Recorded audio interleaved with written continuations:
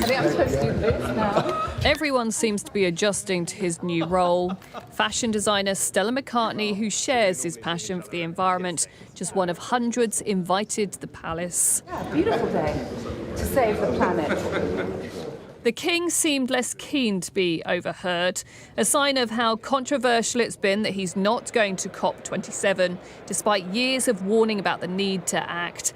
Instead, he left his prime minister to speak. If we do not act today, we will risk leaving an ever more desperate inheritance for our children tomorrow.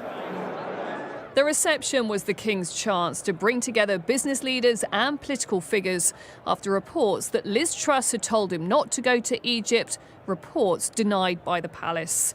Jonathan Porritt has advised the King on environmental issues and says it is a big miss. It's a shame not to have had King Charles there to represent this whole approach to what we stand for. It's good that Rishi Sunak, as our Prime Minister, at long last, got his head screwed on tight enough to understand the significance of being there in Sharm el-Sheikh. But let's be honest, he doesn't really understand the issues. He certainly doesn't understand the climate diplomacy associated with it.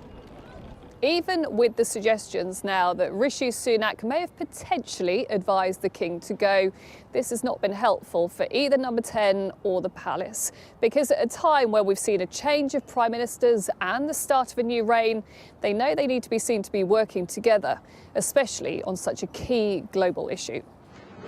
Last year at COP26, the UK government put him centre stage. We have to put ourselves on what might be called a warlike footing.